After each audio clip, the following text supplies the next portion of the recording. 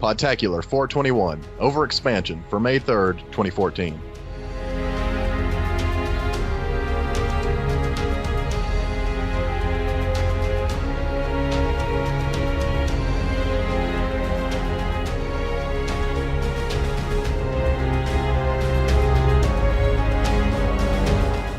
Hello everyone, welcome to Podtacular, the unofficial Halo Universe podcast. I am your host, Duststorm. And I'm your other host, Brent Gamer. And this week we're going to be talking about a little more Halo news and kind of talk about where we're going to go with the podcast over the next 2 months or so. As I said last time, we're going to start our Halo 5 discussions this week, but I had to work really late on Thursday when our normal recording, so we're actually recording this outside of our normal recording days.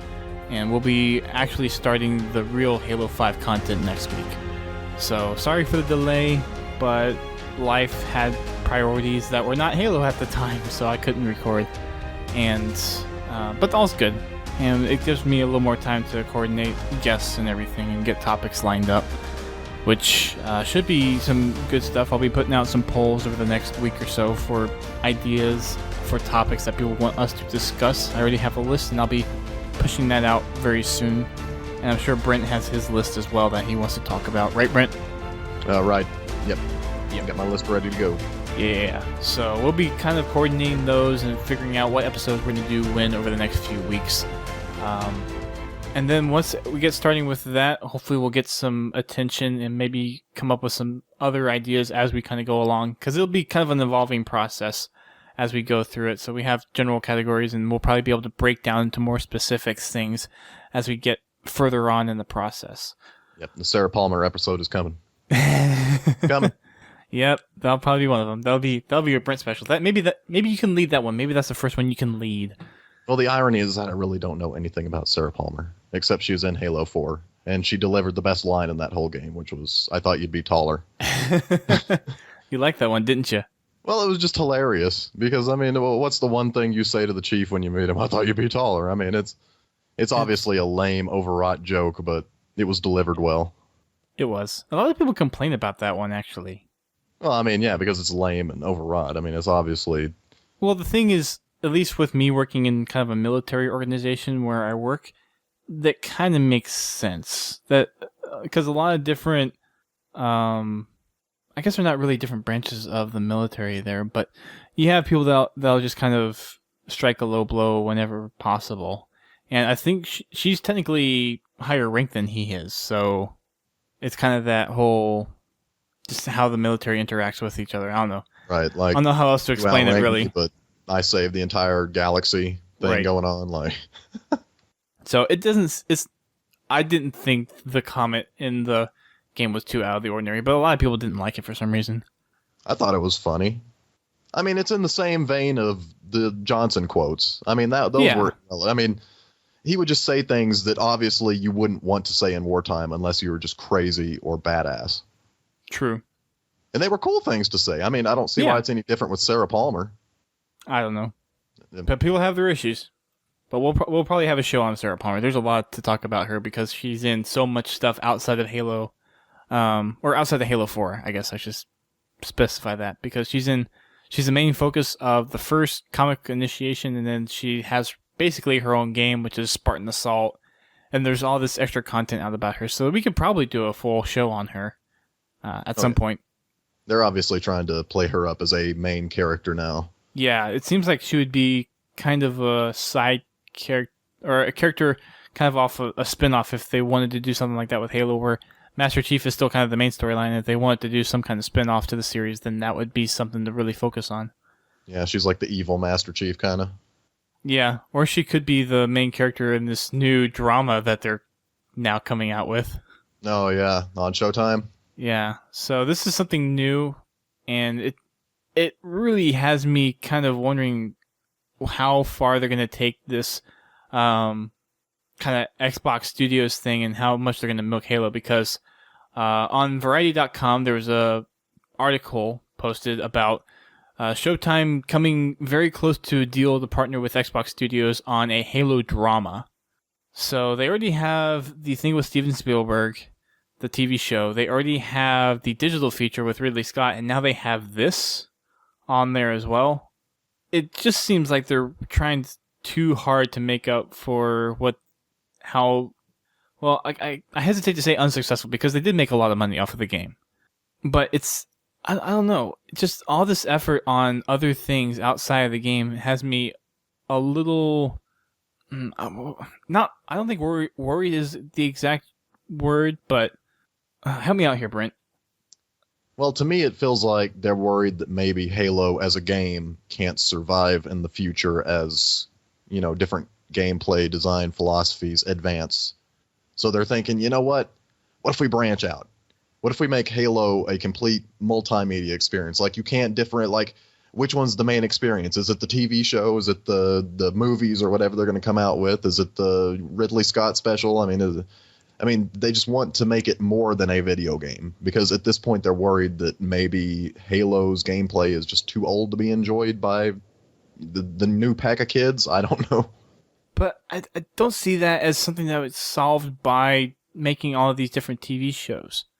Like, look at TV is real popular now. I mean, it's exploded in the last 3 or 4 years with things like The Walking Dead and Mad Men and True, but Halo as like the core group of people that play Halo, it's because of the game. Well, people know I'm Halo talking about for the new kids. New kids on the block. You don't see a Call of Duty video or movie being produced. You don't see a Battlefield movie being produced. Well, I mean, you do see movies about realistic warfare. I mean, the Call of Duty obviously isn't the most realistic of warfare, but you see movies that are based in real kind of warfare that we have today. Whereas with Halo, that is a sci-fi experience. I mean, the closest thing to that we have is maybe like Ender's Game. Like, when I was watching that movie, I was like, yep, this is probably the closest thing we have to a Halo movie, except for Forward Unto Dawn. And I thought Forward Unto Dawn was done very well, but having 3 different productions going on at once, on top of possibly a Halo 2 anniversary and the production behind Halo 5, are they stretching themselves out really thin to do all these? And I don't know if they have more books planned down the road, and there's Halo Initiation, but I guess not Initiation, Escalation, which is, I guess, already all said and done. It's just being released now. But I'm assuming there's going to be a comic after that, and the support for Spartan Assault, and who knows what's going to come up. So has me a little curious as to if Microsoft is stretching themselves too thin, or they really do have this ambition for creating a whole bunch of content for Halo. But I'm a little hesitant to say that all this content is going to be picked up by a lot of people, because while Halo has been a pretty big brand and known from a lot of gamers, I don't know with how Halo 4 was received if we're going to get a lot of people hopping on board with this kind of experience, where Halo in tradition has been always about the game experience, not about the extra fiction. Because if you ask people that play Halo, I think you maybe would get a 30-40% response to the question, have you read any of the books? I just want to point out that every time I point out that multiplayer is the most important part of the Halo experience because of the gameplay, somebody always pops up and says, oh, well, if people like single player, some people just play the single player, Brent. And then I'm like, no, I mean, they do. I mean, people like the Halo single player, but at the end of the day, what do we all play over and over and over again for hours and hours and hours after the game's released? Right. It's multiplayer. Right. And I personally would love to see all this external fiction do well, but it's just, at what cost are they really focusing on spending time here instead of spending time in the game? And maybe they have the extra resources spun up to handle that kind of stuff, and the studio is actually working on the game where they have other third-party entities coming in and helping out with these other projects. But at the same time, it's making sure that what you're working on is going to be the thing that a lot of people are going to be focused on. And I think, personally, that should be the game. That should be the next experience, whether it's going to be Halo 2 Anniversary or whether it's going to be Halo 5. And personally, for me, I think 343 should be spending a heck of a lot of time with the development behind Halo 5 because of how Halo 4 is currently being viewed and how it's not doing well. I mean, there's plenty of other games. I mean, right now, I am playing more Titanfall than I'm playing Halo. Yeah, and that's a multiplayer experience. Yeah. Right? Yeah.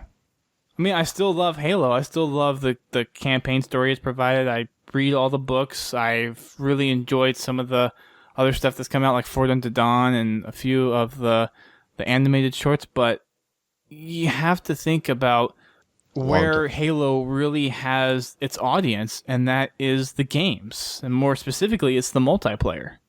Like, I want a great single-player campaign, but I also want a fantastic, great multiplayer that will keep me addicted for years after the release. I mean, playing Halo 3 today is still fun. The multiplayer experience in Halo 3 is still fun today. And people still go back to it. I mean, when it was free on Games for Gold, I mean, everybody made this mass exodus from Halo 4 over to Halo 3. That's what I want. I want a game that captures that again. When after 7 years after the release, it's still fun to play in multiplayer. Well, if they make Halo 2 Anniversary the way that people are wanting it remade, then they'll have a big boost right there. Yep. Well, the game's 10 years old now. I mean, you don't get another 10th anniversary. They better do it now or never. Right. Unless you want to wait till the 15th. I don't think they would do an anniversary for Halo 3 right now. Like, I mean, once the anniversary for Halo 3 rolls around, I don't think they would do a Halo 3 anniversary. Is Halo even going to be around by then? That's the question. Well, I mean, are other games going to destroy Halo? I mean, it does beg the question: how big is Halo going to be by the time that Halo 3's anniversary rolls around? I'll say this: we don't know. Other games that have gathered huge communities are still around today.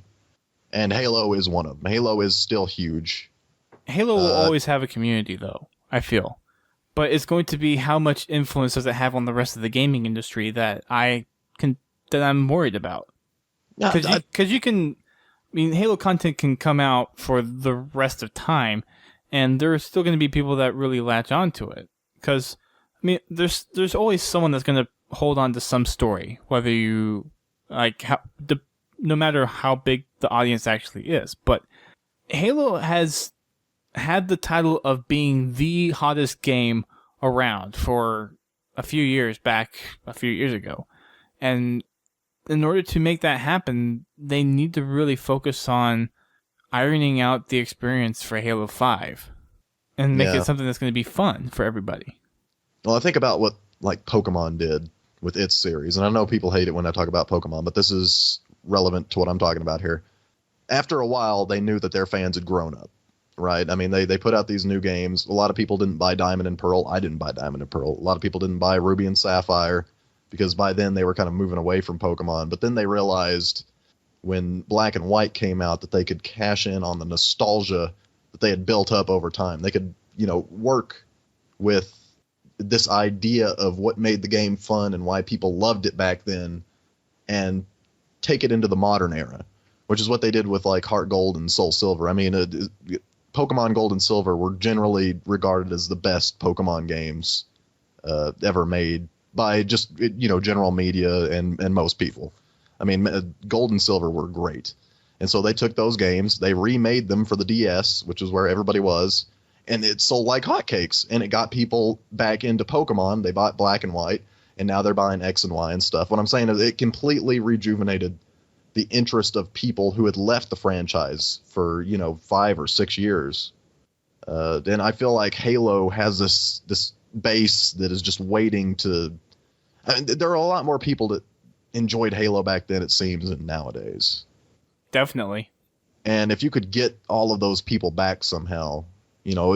thinking about Halo again, getting excited for Halo, you could have that kind of renaissance that Pokemon had.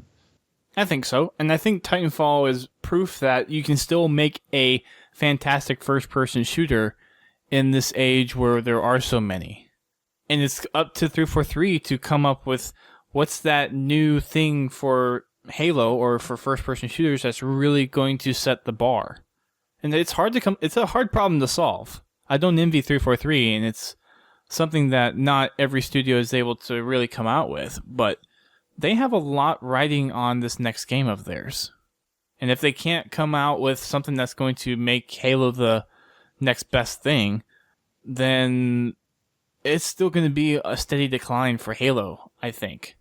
Well, I don't want to see that happen, but just looking at some of the trends with how Halo 4 has been currently accepted by the greater community, it's not favorable.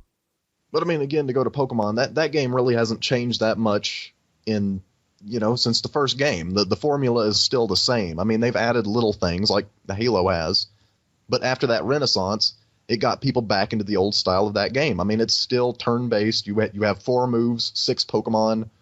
It's the same basic game there. They just added more moves and, slightly altered the stats of some Pokemon. But other than that, it's basically the same thing. I mean, Halo doesn't have to become something completely different to get that audience back. In fact, I don't think you can cash in on nostalgia unless you play to what people remember the game as. I think these people have this idea of Halo that they had from Halos 1 and 2, which were completely different than 3 and Reach and ODST. I mean, I enjoyed 3, but I would say that after Halo 2 even, that's when a lot of people kind of jumped ship. I guess you have a point there. I mean, not as many as, the jump between Halo 3 and Reach. Yeah. But, I mean, you can keep the game the same. You don't have to make these massive, sweeping changes to Halo to get people enjoying it again. A good game is going to be a good game no matter what. Tetris is the exact same game it's always been since, 1989 or whenever it came out. But it's still a extremely addictive, fantastic puzzle game. Right. The rules are simplistic. They're, it's easy. You just put blocks down and you score. But it's deceptively simple. It's hard to master. And I think that's what made the original Halo fun. It seemed extremely simplistic. But at its core, there were special game dynamics that were extremely competitive. And that's why people love Halo, or at least its multiplayer. And I don't think that you have to completely change, or you have to have like wall running or something in the next Halo. I don't think you have to have, obviously Ordnance was a complete disaster. I mean, people didn't like personal ordnance at all in Halo, so you roll that back. Just stuff like that. They rolled back dual wielding, so there are some other features they can roll back as well, and that could be one of them.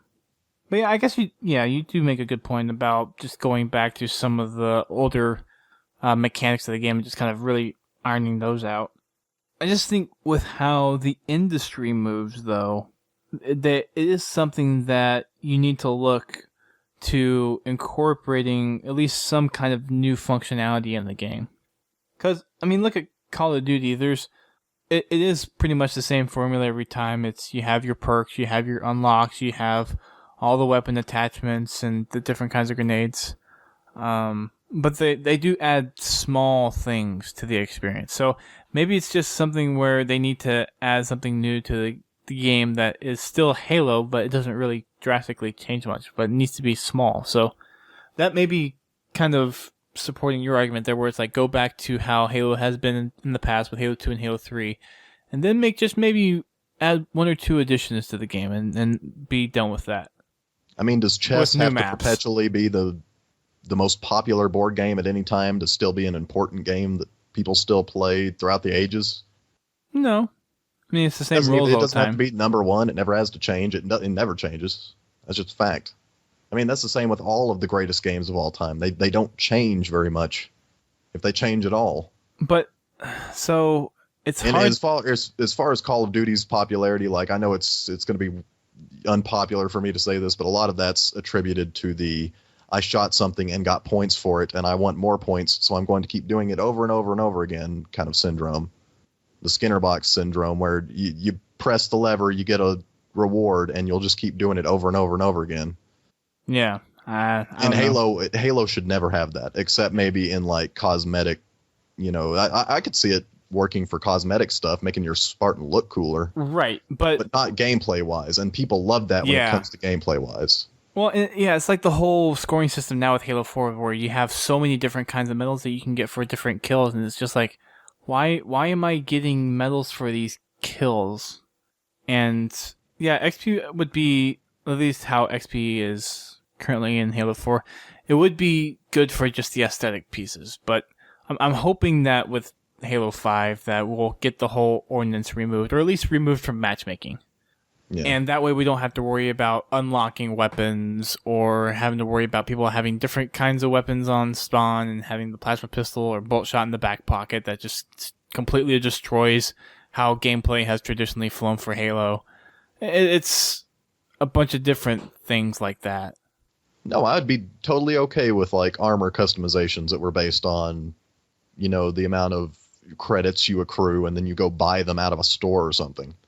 Like, to me, that would be more fun than the process currently of having commendations, and then I have to complete a specific commendation to get that. Like, I don't want to have to do that for something I really want to make my Spartan look like. I mean, the whole point is to make it look the way you want it to look. And just making people go out of the way for, some random objective that sometimes those are like crazy objectives that would take forever to finish. It just seems kind of strange in this day and age, especially with Call of Duty. Just give people a currency that they can use on cool cosmetic stuff, make the coolest stuff extremely expensive. I mean, extremely expensive. Like, it would take years to get enough points to buy that. And Halo Reach. It would keep playing. Yep. But do it better than Reach did. It took so long to level up in that game. Yeah. So long. That's the thing Call of Duty has down. They know exactly when to let you buy the rewards. Yeah, they do have their perk system pretty well ironed out. Yeah, I mean, that's like a psychological process. I wouldn't be surprised if they actually like hired psychologists to come in and like, when's the perfect time to do this? When can it wouldn't we really surprise get me into if that's players? something that people have tried to research into. It's like, okay, when's the kind of the gratification level for something like this? Oh yeah, the casinos purchase studies into Well, that. yeah. That's a casino, though. Because they make their money that way. But I'm saying Call of Duty makes their money that way. Their popularity hinges on that system. I mean, in my opinion. If you stripped all of that out and it was just, a set number of weapons and you don't get any unlocks and you don't really, level up and can prestige many, many times, like, I would predict at least 40% of that population would drop out. Yeah, maybe. I haven't really thought about it, so I wouldn't be able to say. I know that there's Call of Duty players out there that probably want to strangle me right now. And I don't mean to belittle your game. I'm just saying, yeah, I'm proud that Halo isn't a Skinner box environment, really. Reach was, and I enjoyed that. But, I mean, I actually kind of enjoyed Reach's system. I know a lot of people didn't. Reach was okay. There were some quirks to it, like the whole armor lock thing and a few other things. A few people I know of like armor lock, but anyways. Oh yeah. But it's something like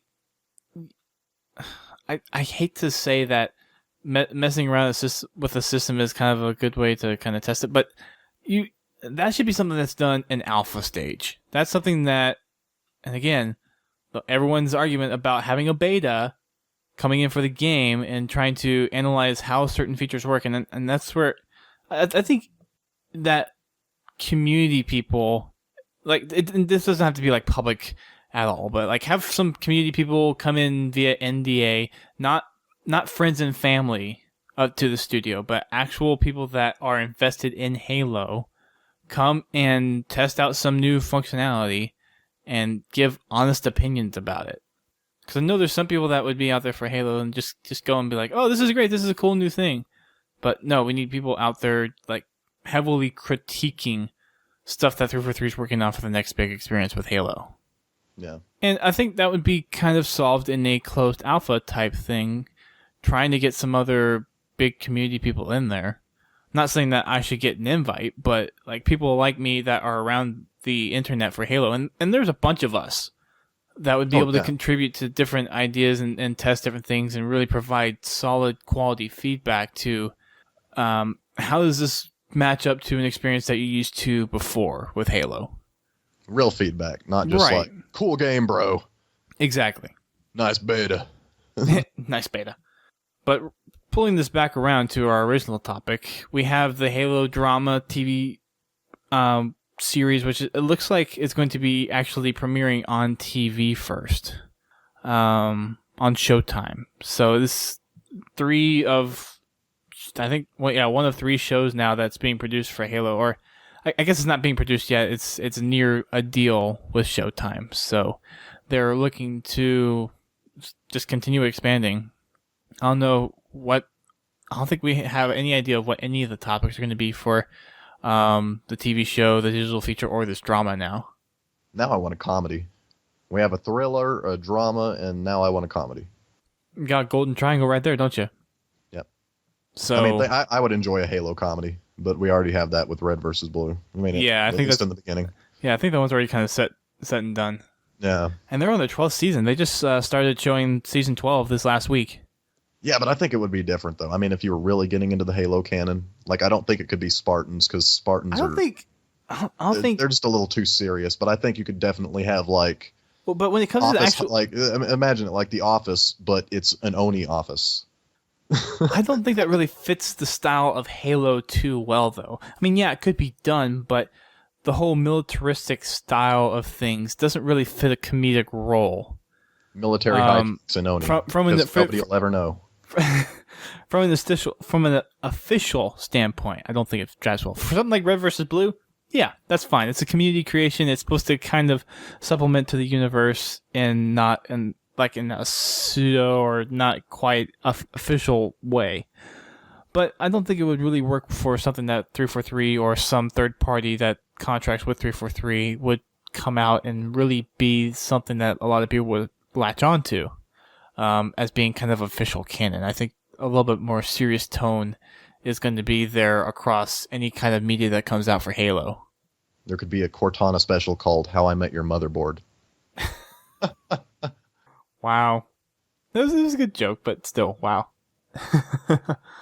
So, that's coming who knows when. I guess once they sign the deal, we'll probably have another article be put up somewhere with more information on what's going on with that series.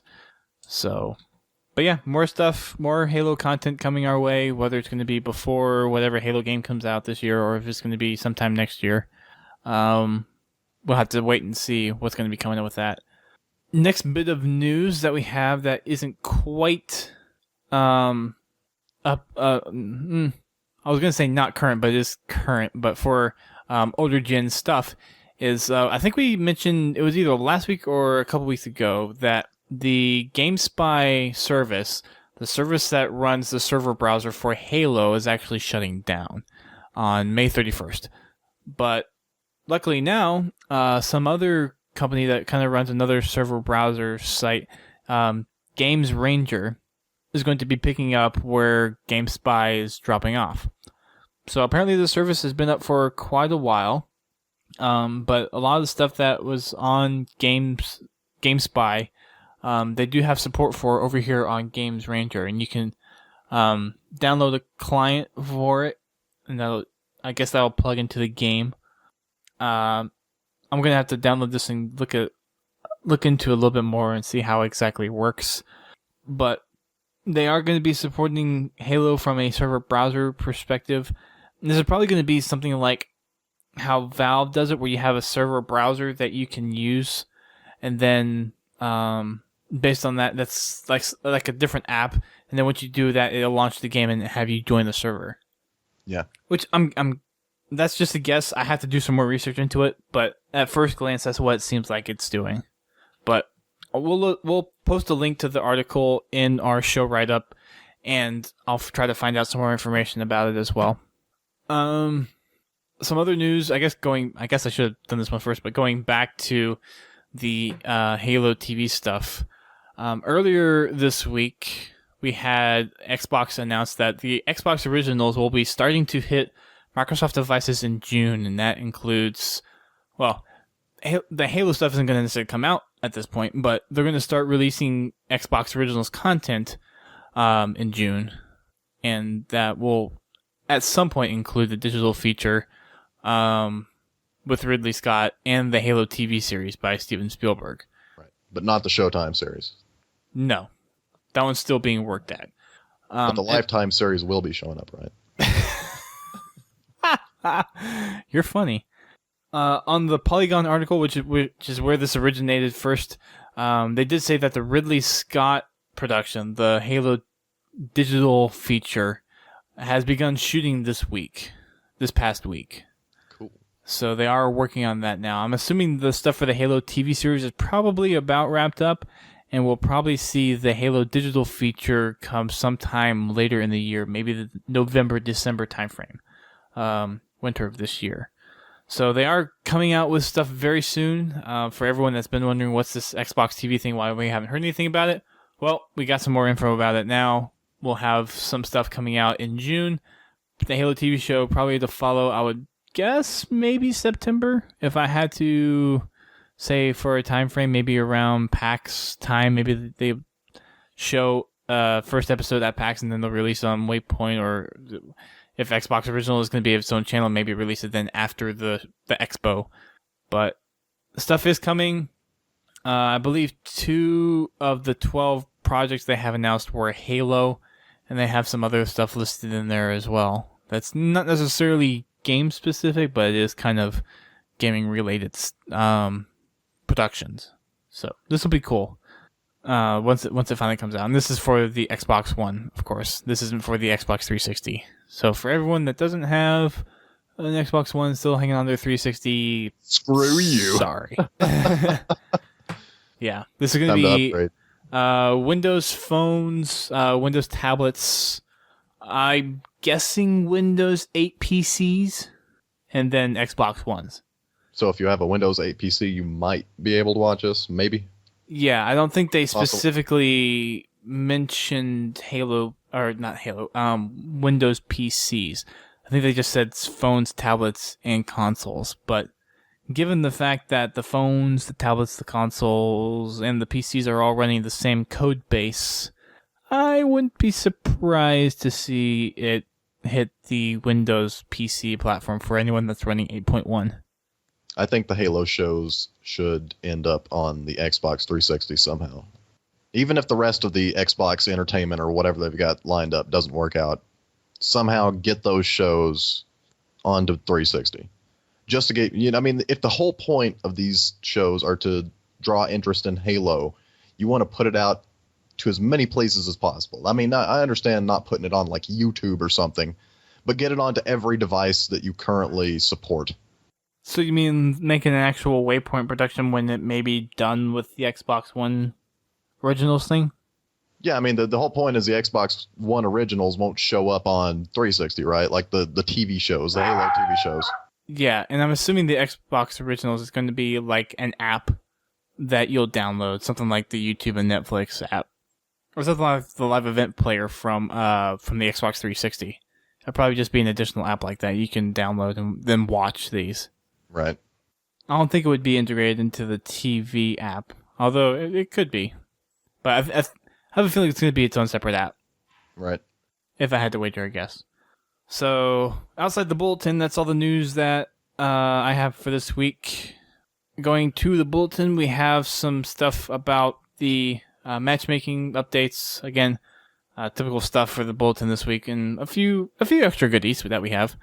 For everyone that was not tuned into our last show, sorry, that was my Xbox, we had the we had the Heavies playlist make its return. Also come back with multi-team as well. And I put out a question on the Podtacular Twitter, and a lot of people were actually more interested in having the multi-team back. So yeah.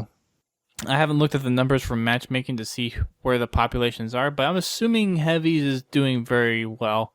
Number one. Because Bravo did say in the bulletin that it was very well received and the community response was very overwhelming. But it's a lot of stuff regarding 6v6 playlist and just some updates there on kind of what game types and maps they're kind of toying with in there. So an update to that, multi-team is available until May 12th, so a week from this podcast. And Dominion will be making a comeback to the rotational playlist spot. Ooh. Yeah. I enjoy Dominion. Dominion's pretty good. Yeah.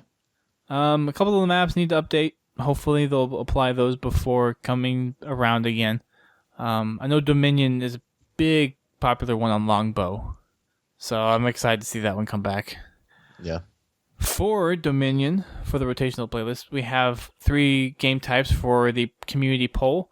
We have Team Ninja Assassins. I'm sorry, this is for Action Sack, not Dominion. This is going to be added to the Action Sack playlist.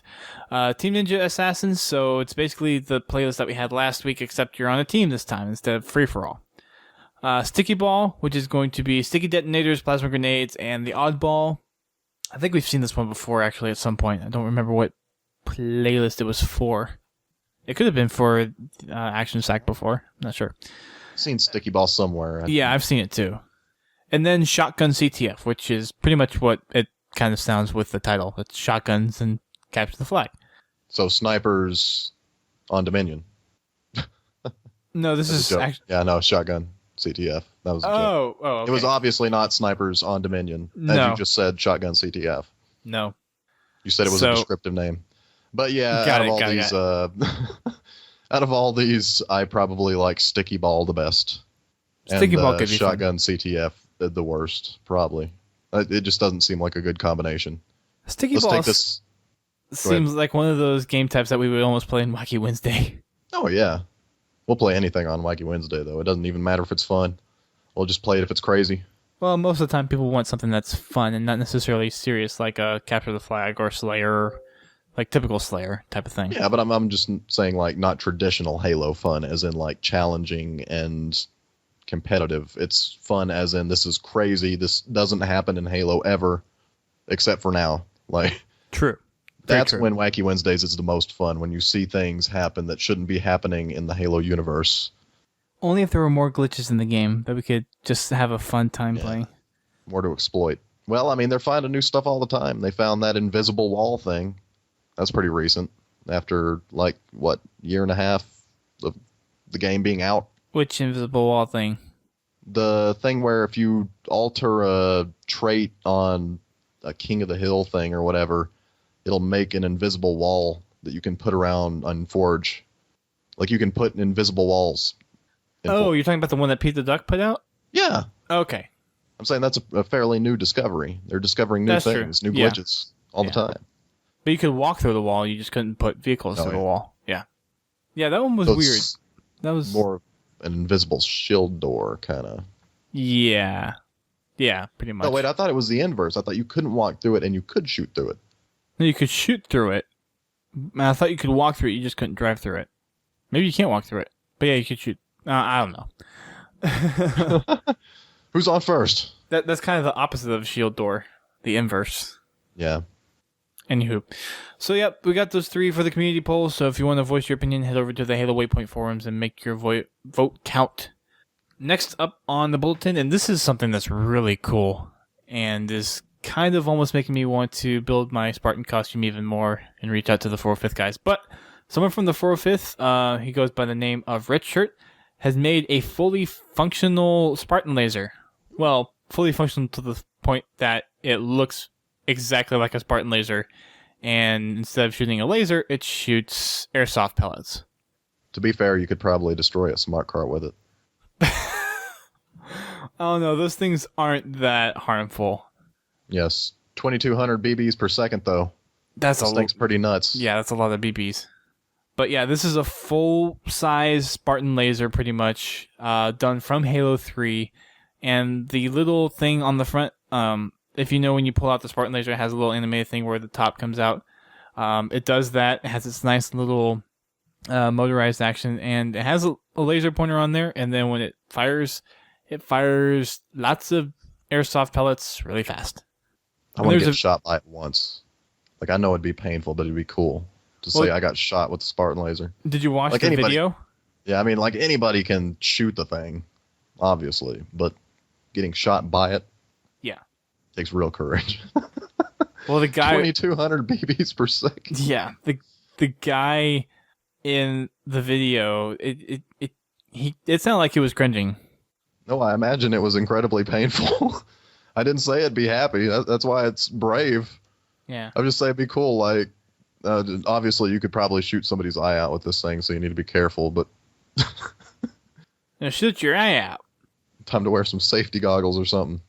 But yeah, 2,200 BBs per minute is insane. Well, I enjoy the fidelity too. It actually looks like a Spartan laser. That's almost 40 BBs a second, or not BBs, but airsoft balls. 40 of those per second. That's crazy. Yep. Anyways, the video is awesome. Go to the bulletin, check it out. It's really, really cool. It's really, really well done. Lots of fine detail in it. the spring showdown that Beyond Entertainment was hosting, or Team Beyond was hosting, happened this past weekend. It was a 1v1 tournament. They had a total of 128 players in the bracket, and we have an interview with the winner up on the Waypoint, the Halo Bulletin. A person by the name of Gunplex won the tournament. He said he's been doing competitive Halo since Halo 2. He's been doing a lot of Halo 1v1 matches, and he thought his hardest game in the tournament, of course, was the final game, where he had to play Dramus. So for everyone that's following the competitive side of things, that was the results from this past weekend. I forget what the prizes were exactly. I know there were a couple of signed things that were handed out, some DLC codes that from pre-orders that they had that gave away as well. I believe we talked about it on our show last week, or you can go over to teambeyond.net and find the prizes there. So, of course, he gives a couple of tips on kind of how he plays, and a lot of them are pretty typical. Don't stay in one spot. Keep your opponents guessing. Know where the power-ups and power weapons are going to spawn. All that kind of stuff. Lots of good info in there if you're kind of on the teeter-totter edge of kind of interested in being or knowing what the competitive community is all about and just want to know generally how it works. So it's a very good interview. It kind of hits a lot of the basics from a competitive player's mindset. So go check it out. Again, congrats to Gunplex for winning the 1v1. And until Team Beyond does the next one, then I guess you're crowned current victor for Halo 4 because it's so tiny right now, which sucks. Well, high-level competitive play is certainly something I can relate to, Dusty. Oh? How's that? No, I really can't at all. I know that, I remember when competitive Halo was in its heyday. I can always say I was there with the MLG events. And we were there. It just doesn't seem like it's ever going to be as popular as it was back then. No. In terms of competition. Which sucks. Yeah. Yeah, 2009. Good times. When you were actually in Dallas. Yes. Lots of memories. Screenshot spotlight for this week is the Wraith. Lots of good ones in here. Yeah. It's a good one. Good category. Oh, yeah. Very good. I'm going to go with Lurking by Receptor 17. Hello, Mr. Receptor again. Scorpion vs. Wraith by Mecha Shockwave. Abyss by NDQ5. And Lookout Point by Mr. Martini 85. Those are kind of my top ones for this week. What about you, Brent? Yeah, I like Lookout Point. It's a pretty nice one. It's Spartan kind of looking off a cliff. With the Wraith right behind it. Yeah, I mean, obviously, it has to have the Wraith in it. I think the Wraith is kind of inconsequential in that photo, though. Really, if you think about it. That's why I didn't pick it. Wraith 14, or 14 Wheels Edition by Debonair Halo. That one is pretty funny. It's just hilarious. The idea of a Wraith on wheels is funny to me. Scorpion versus Wraith, because obviously that's a intense situation whenever it happens. Well, and the color grade on that one looks really, really cool. Oh, yeah, you got a nice contrast. You got the green neon Wraith underpinnings and then the red light shining down on the Scorpion tank. It looks really cool. Yeah. On the watch is the screenshot for the bulletin, actually. It's just an environmental screenshot. That's the thing. Like, I appreciate the environmental art, but the point of the screenshot is to be clever on its own merits and not just, a picture out into the environments. Right. It's still a cool shot, though. You get that rail thing. Well, I think we've seen that shot of the rail thing so much. Yeah, so it's almost like it's okay. Yeah, you could do the screenshot, but you didn't really put much thought or work into it as some of the other ones have. Like take Abyss for example. That's a shot out into what map would that be? It's like Vortex. Maybe.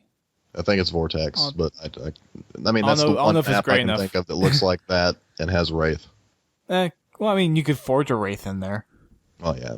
Yeah. But I mean, that one has a lot more character than On the Watch to me.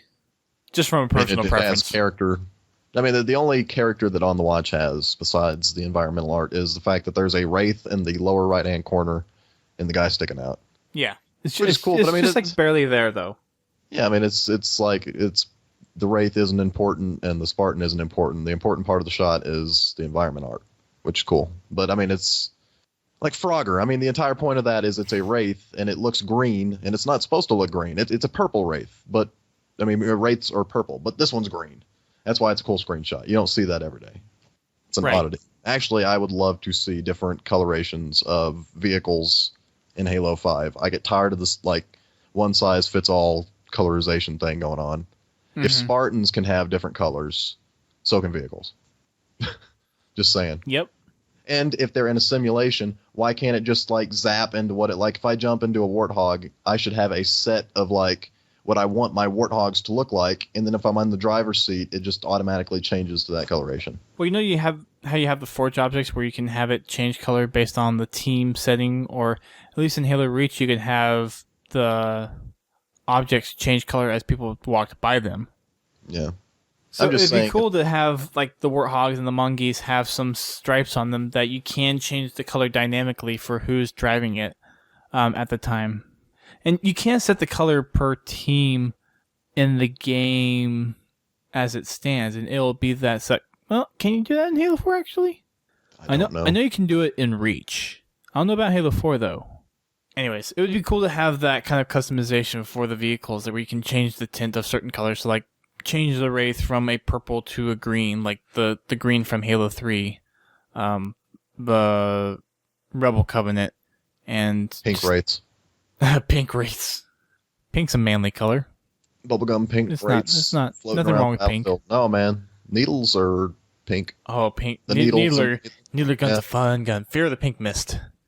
I see that pink. I say that probably like every other time I kill someone with a needler. It's like, ha ha ha, fear the pink mist. Well, it's just so satisfying, you know. You get to see the pink needles slam into their body, and out of all the guns in Halo, the needler has to be by far one of the more fun guns that has been in every game so far. But I do admit that I had more fun with it when it was dual wieldable, just in terms of the satisfaction. Well, and if you think about it, the needler gun is unique because the rest of the Covenant weapons use projectile energy, where the needler is like stored crystalline energy. Yeah, the only other weapon that did that was like fuel rod cannon. Even that, though, like the fuel rod cannon had the same characteristics as the plasma pistol and plasma rifle. It was a ball of plasma. Yeah. It was just very concentrated for the fuel rod. And then you had the beam rifle, but that was just a beam of energy. But then the needler, it's like it's compared to the rest of the Covenant technology, it's a completely separate gun. That and the concussion rifle. That's a cool gun. That's one of those things in Halo that are always going to be there. Like, there's some weapons that you don't know if they're going to come back or not. Like, I don't know if we're going to see the flamethrower again. I don't know if we're going to, you know, they could even take the concussion rifle out of the next one, and I don't think there would be a ton of complaining. Probably not. There's always going to be the needler. There's always going to be the rocket launcher, the sniper rifle, and battle rifle. Yeah, there's always those ones that are kind of set now in stone for Halo. And this, there's going to be a grav hammer, if only for. I don't know. Well, that's true. Yeah, if only for Griffball. But yeah, on the Covenant side, we'll always have some. We'll always have the plasma pistol, some kind of plasma rifle.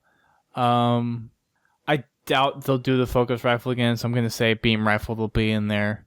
Needler will be in there, and then on the human side, you have the Magnum, the assault rifle, some kind of marksman rifle, whether it be BR or DMR, shotgun, and rockets. I guess on the Covenant side, fuel rod. So those 11 guns. I'll say this: they could drop every single Forerunner weapon right now, and I wouldn't care. Really I don't think most people would, to be honest. I mean, I'm not saying that they're bad. They're just not creative. I mean, you couldn't drop either the human set of weapons or the Covenant set. If anything, you would drop the Covenant set, and I mean, even then, it would be a bad game. It wouldn't be a bad game. It would be worse for it. You wouldn't have the needle. For the Promethean weapons, it's either overpowered or underpowered. You either have the overpowered bolt shot, binary rifle or incineration cannon, or the underpowered suppressor, kind of scatter shot, and what was the other one? There's 6 of them. I'm forgetting at the moment.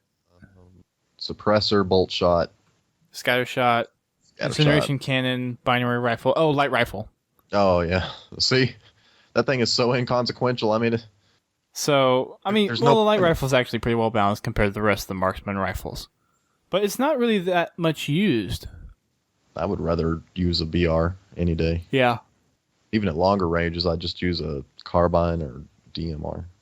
That's another kind of weapon that would probably stay from now on too, is the carbine. Yeah, that's pretty cool. Yeah. So with that wraps up the news portion for us. I guess some Halo 5 discussion to talk about something Halo 5 related as we kick this off. I kind of wanted to touch on the subject of not necessarily how, but when Halo 5 should come out. So, of course, we have from the leak on Reddit a while back where people were saying, NeoGAF, where someone came out and said Halo 2 Anniversary is going to be this year and Halo 5 is going to be next year. So, the topic I want to kind of address at the moment is what would be the best case scenario for Halo fans? 2015. Yeah. And my reason for that is because of just giving the team more time to develop the game, to iron stuff out. And Halo's traditionally been a 3-year title return. It hasn't been a yearly thing like Call of Duty. And, look at some of the other games. Battlefield was a 3-year cycle, right? Yeah. Yeah, so I think sticking with a 3-year formula gives the studio time to really iron things out, to really get a feel for what people want, and figure out what of the community's needs to be implemented, and what, as a studio, they think should be just done internally. And because going back to an article that, for people who may know, Gagnon30 wrote an article over at teabagordie.com a while ago regarding people's input into the decision-making process of what goes into Halo.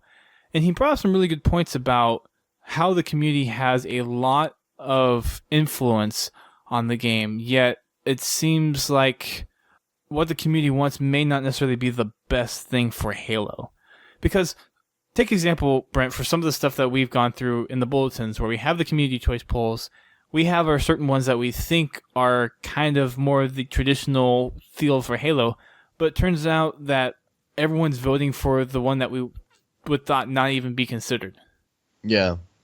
But I think that's just me versus, first of all, most of the people voting are the Waypoint community. And just taking that community and saying that that's indicative of the entire Halo community is a fallacy. You can't do that. You can't say that one little slice it doesn't represent the entire Halo community. What we would actually choose. No, it doesn't. But if you could jump into every Halo player's brain and ask them, which one of these 3 will you choose? You must choose right now. You cannot not choose. I think that it would probably be closer to the things that we would choose. But, maybe the Halo Waypoint community is more into the wacky stuff. Or maybe there are more people that just like the wacky stuff and they get tired of the more serious game types in Halo. So they're like, hey, this is new. And they'll just choose whatever's new because it's different. Yeah. But if you look at some of how Halo's traditionally been, LAN parties, you're not necessarily playing customs all the time. You're playing legit game types, and you're playing them for hours on end. So there is an audience out there that really digs into the more classical Halo experience, but you do have to kind of look at what the new community wants, and that may just be a big turnoff for some of us old geezers. Yeah. I hate to say it that way, but how Halo goes in the future, the direction they go in, may not be something that is going to necessarily focus on the quote-unquote core audience of Halo, which at this point isn't very well defined, because you do have people that are more of the traditional Halo style that did grow up on Halo 2 and Halo 3, really have a little bit slower gameplay, have it to where it's pretty much completely balanced across the board on game start with no loadouts and having accessibility to the same power weapons, equidistance from each other without having personal ordnance and that kind of stuff.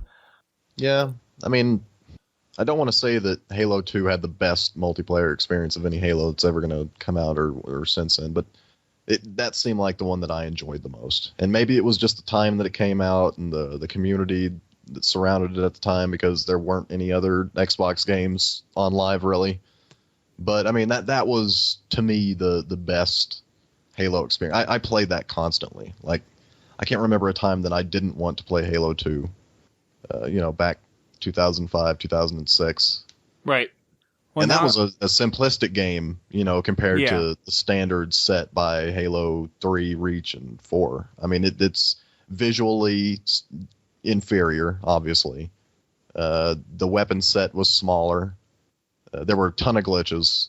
I mean, obviously, they were exploited constantly, though. That was just how popular it was. I mean, it wasn't like a thing that broke the game as much as it was just a thing that you had to learn how to deal with because people liked it so much that they would just exploit. Yeah. I mean, in that sense, it was bad. I don't miss the glitching. I know some people miss the weapon glitches. I don't. Well, yeah, and that's another thing. That's another argument for people wanting, or at least thinking that Halo 2 Anniversary is going to be making a comeback, where they want all the super bounces and glitches in there. And I'm sitting here, I'm like, but that's not part of the core gameplay for Halo. Yeah, it was there in Halo 2 originally, but if you're going to play the game legitimately, then I don't think you need to worry about having those glitches and having those super bounces in there. But everyone's like, oh no, it's part of the experience. Like, you have to get up there, and if you can get up there, shoot down from on high or whatever. And I mean, it was fun back then, but it was fun back then, but I don't see the need for doing something like that. They didn't mean it to be in there, obviously. That wasn't something they intentionally put into the game. That was something that they just accidentally left in, or they didn't think about, or they didn't notice, and you're exploiting it. And if they could go back and, slap themselves and change it beforehand, they probably would. Those designers would. And I want to play the game the way I want to play games the way they were designed to be played. That's it. Maybe that makes me a bad person for not liking the weapon glitches in Halo 2, but I just didn't enjoy them. I couldn't do them. Maybe that's the reason. I know a lot of you are saying, well, you just couldn't do them, that's why you don't like them. Well, yeah, I couldn't do them. But I also didn't feel like that was the way Bungie wanted us to play. I mean, when they were play testing the game, that probably wasn't something that came up a lot, if it ever came up at all. Probably not. That'd be my wager. But yeah, what I meant was Halo 2 is the best experience for me, despite all of its failings in terms of gameplay, just because it was fairly simplistic but hard to master. And now you have Halo games that are seemingly intricate with all of this stuff, loadouts and customizing your Spartan, but somehow it just feels cheaper for it. Doesn't feel like it improves the game as much as it just throws a whole bunch of stuff in the pot, and too many chefs ruin the soup. It feels like Halo puts too many ingredients in the pot. It's just like, hey, we're going to throw everything in here. Maybe you'll like some of these tastes. Yeah, but maybe. It just... And I'm not saying it's a bad game. It's not. Halo 4 is pretty fun. I still play it. It's a fun game, but if I mean, again, look at the numbers. They tell a story. They tell a pretty obvious story that a lot of people are not very happy with Halo 4 as it currently stands. So, but at the same time, I see things like heavies being extremely popular, and they notice that. Yes. Which is good. BTB is generally the number one playlist, and in my opinion, that's good because I enjoy big team battle gameplay. And just because it's big team battle doesn't make it inherently less Halo. It just adds vehicles, and there's a larger kind of team element to it. It's not a larger team element; it's a different team element. It is, it seems hard to foster that on a grand scale. I mean, unfortunately, because we didn't have good response throughout the whole season, but Ricochet Hub is closed. We just didn't get the response. People were not dedicated into getting their games done. And it's just one of those things that is... the evidence is there to say that it's not that popular. And while it is still a good game, there's going to be a lot that needs to be done for Halo 5, and I think that's one of the reasons why they need to stick to the 3-year cycle. They need to, I mean, so far, everything that the leaker has said, and I know I've said that we don't really comment on rumors, but for the sake of this conversation, I'm going to kind of let it slide. But from the person that leaked it on NeoGAF, most of the stuff he said has come true so far. He made the anticipation about the Ridley Scott digital feature, and that came true, and a few other things. So, given if the rest of that is true, then we would have Halo 2 anniversary this year and Halo 5 next year. And, I mean, if that's the case, then great, because I think they could use the extra dev time to really iron out the experience and really get a good feel for how they want to make their Halo game, and whether they want to take a lot of community input or they want to take little community input or no community input at all. So, yeah. I'll step off my soapbox if you have something to say. Halo 5 is going to be a Madden sports title. Madden okay. 2015 is Halo. Think about it, bringing back MLG? Yeah. Ricochet Hub could have been tied into the Madden franchise somehow.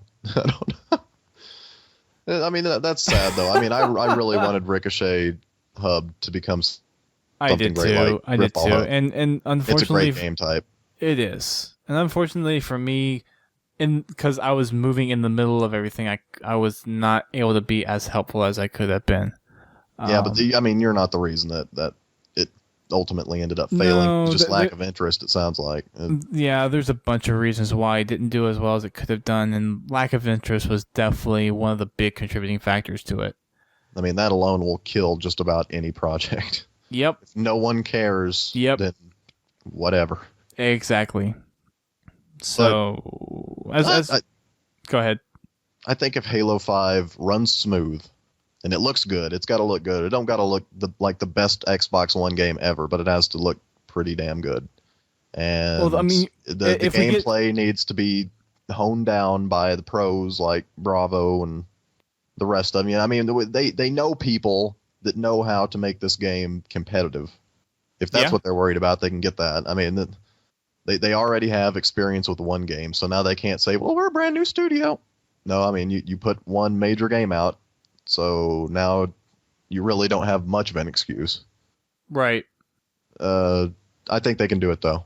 I think they need extra dev time. I think they need extra dev money that I'm not sure Microsoft's willing to give them. Huh.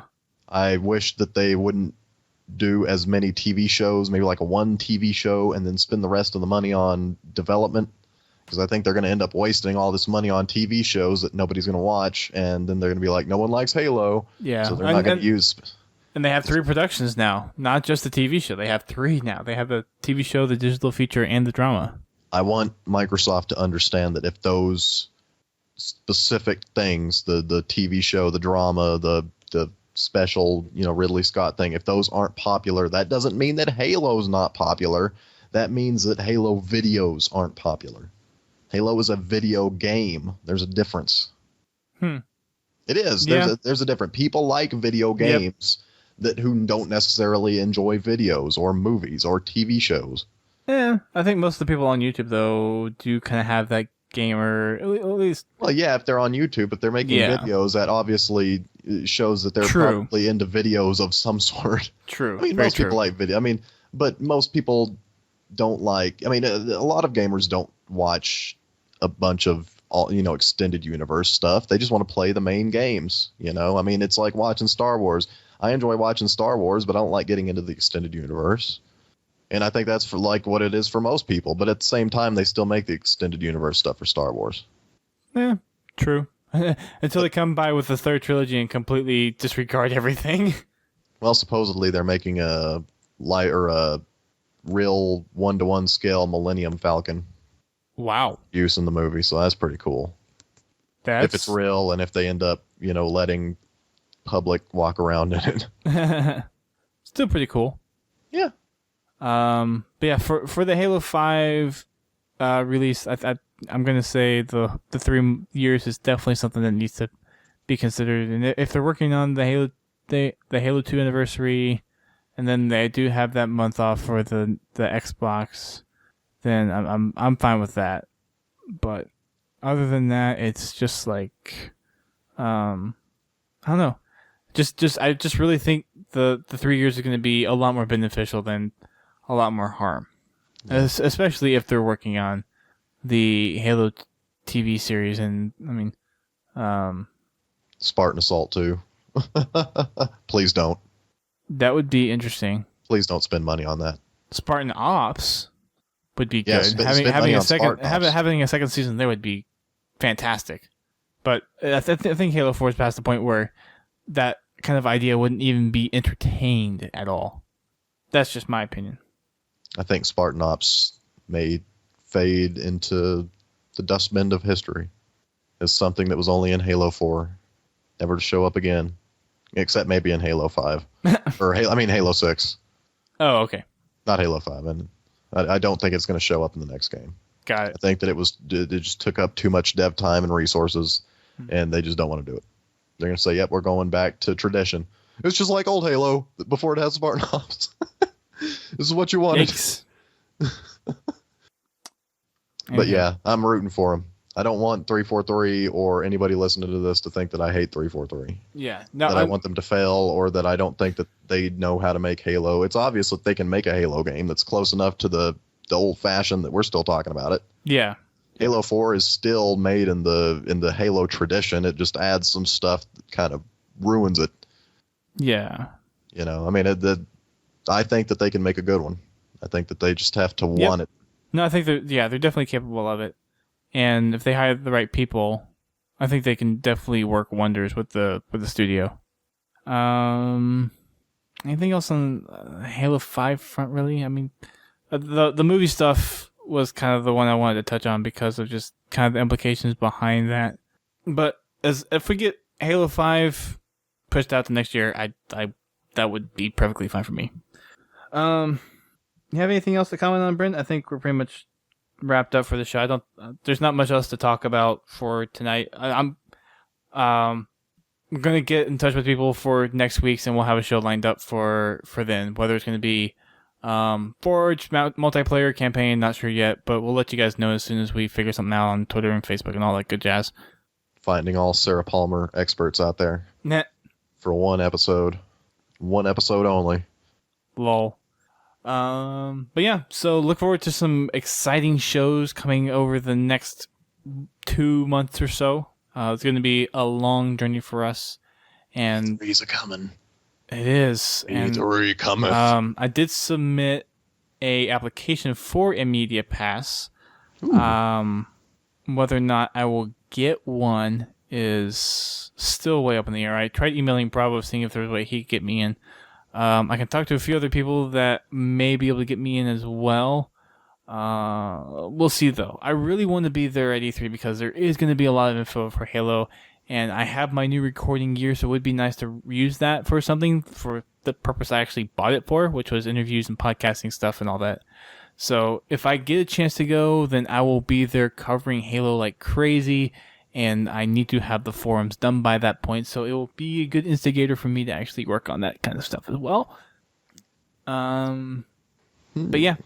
Yeah. E3 is going to be the next big Halo dump, so you guys will not want to miss. We may be doing 2 or 3 podcasts that week. No, I hope so. I mean, there's probably going to be enough news for 3 or 4 episodes. Probably. Yeah.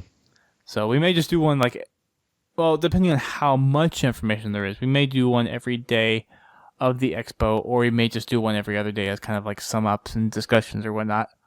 Oh man, what if they announce that Halo's going multi-platform? That'd be weird. Well, they've already kind of claimed multi-platform with the whole Windows Phone and where Spartan Assault is. Yeah, but I'm saying like all of a sudden they're selling out to Sony. Yeah. They're like it's going to appear on PS4 and... You're talking about like cross-developer or cross-studio. Cross-platform. Multi-studio. But, I mean, multi-studio. Yeah, that would be unheard of. I don't think it'll ever happen. So no, I mean Halo's Microsoft's IP. I don't think they would let that happen. Yeah, that's kind of their. Well, that's the thing though. It's the one thing that they own completely, but it's just not as popular as it used to be. They want to own Call of Duty completely. They wish that they owned Call of Duty in its entirety, and the PS4 couldn't get any of that audience. Yeah, but alas. Yeah. I guess I'll wrap it up for us tonight, ladies and gentlemen. Thank you for tuning in. Sorry we didn't get to do a live show this week, but we normally do live shows on Thursdays at 8:30 p.m. on Twitch, twitch.tv/Podtacular. Make sure you follow us on our social networks, facebook.com/Podtacular and twitter.com/Podtacular. And check us out on Wednesdays, 8:30 p.m. Eastern Time when we do Wacky Wednesdays. That's our fun customs night. Make sure you check that out if you want to just come and play some Halo 4 or just want to have a good time and meet up with some new people. Definitely check that out. Make sure you check out thepodcast.com. That's thepodcast.com. We are part of their podcasting network, which includes podcasts like Critscast, which is the TF2 podcast, Guardian Radio, which is a Destiny podcast, Reachcast, which is a PlanetSide 2 podcast, and a couple other ones, How to Murder Time, and Work in Progress. So check those out over at thepodcast.com, our sister sites over there. If you're looking for a way to help out the show, best thing you can do is email us, submissions@podtacular.com, and let us know what you think about anything that we talk about on the show. If there's something you want us to cover, especially with the Halo 5 shows coming up, drop us a line. Let us know what you want us to hear. And you can also call our listener voicemail, 240-200-HALO. That's 240-200-4256. Leave a Halo-related message, whether it be a story, whether it be a question, anything that you would send in via email, you can send in via voicemail and actually hear your voice on the show. But if you want to help out monetarily, like with web hosting and stuff that I do with going to conventions for Halo, so like the E3 stuff, it would probably help out there. But you can donate to us. We have a PayPal button on our homepage. You can go and click that and donate some money to help us out with hosting and some other costs for the podcast. Swag and stuff like that for giveaways that we do. And you can also use our Amazon affiliates link. So we have a link on there for going out and buying Halo 2 Vista. We will have a Halo 2 Vista night very soon here because they are closing down those servers on July 1st, the Games for Windows Live servers. So for anyone that needs those achievements, we're going to try to host some lobby nights for you guys and also run some game nights just to have some fun, just to get some Halo 2 action in, because that is the only way you can play Halo 2 online officially.